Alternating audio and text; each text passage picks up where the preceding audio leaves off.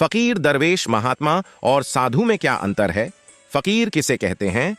फकीर अरबी भाषा के शब्द फक्र से बना है, जिसका अर्थ होता गरीब। इस्लाम में सूफी संतों को इसीलिए फकीर कहा जाता था क्योंकि वे गरीबी और कष्टपूर्ण जीवन जीते हुए दरवेश के रूप में आम लोगों की बेहतरी की दुआ मांगने और उसके माध्यम से इस्लाम पंथ के प्रचार करने का कार्य मध्य पूर्व और दक्षिण एशिया में किया करते थे। आगे चलकर यह शब्द उर्दू, बांग्ला और हिंदी भाषा में भी प्रचलन में आ गया और इसका शाब्दिक अर्थ भिक्षुक या भीख मांगकर गुजारा करने वाला हो गया। जिस प्रकार हिंदुओं में स्वामी, योगी व बौद्धों में बौद्ध भिक्षु को सामाजिक प्रतिष्ठा प्राप्त थी, उसी प्रकार मुसलमानों में भी फकीरों को वही दर्जा दिया जाने लगा। यही नहीं, इतिहासकारों ने भी यूनानी सभ्यता की तर्ज पर ईसा पश्चात 4वीं शताब्दी के नागा लोगों एवं मुगल काल के फकीरों को एक समान दर्जा दिया है।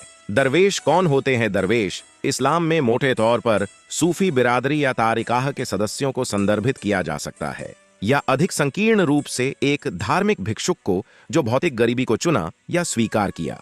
बाद वाला उपयोग विशेष रूप से फारसी और तुर्की दरविश के साथ साथ अमाजी, एडरविश में पाया जाता है, जो अरबी शब्द फकीर के अनुरूप है। उनका ध्यान ईश्वर तक पहुंचने के लिए अहंकार, नफ्स के भ्रम को छोड़कर प्रेम और सेवा के सार्वभौमिक मूल्यों पर है। अधिकांश सूफी संप्रदायों में एक दरवेश को भगवान तक पहुंचने के लिए, परमानंद समाधि प्राप्त करने के लिए शारीरिक परिश्रम या धार्मिक प्रथाओं के माध्यम से धिक्कार का अभ्यास करने के लिए जाना जाता है। उनकी सबसे लोकप्रिय प्रथा सामा है, जो 13वीं सदी के रहस्यवादी रूमी से जुड़ी है।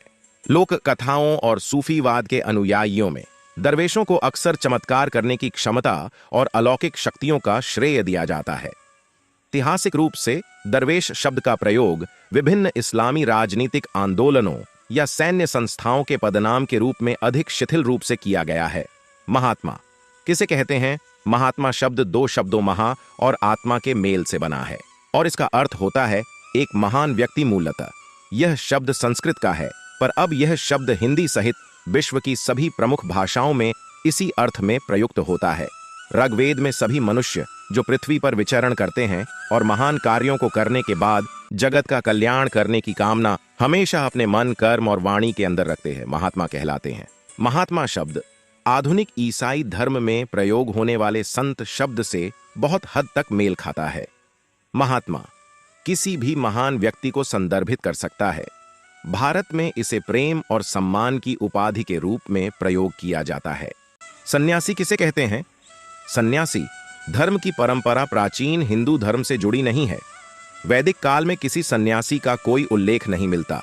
सन्यासी या सन्यास की अवधारणा संभवतः जैन और बौद्ध धर्म के प्रचलन के बाद की है, जिसमें सन्यास की अपनी मान्यता है। हिंदू धर्म में आदि शंकराचार्य को महान सन्यासी माना गया है। सन्यासी शब्द सन्यास से निकला हुआ है, जिसका अर्थ त्याग करना होता है। अतः त्याग करने वाले को ही सन्यासी कहा जाता है।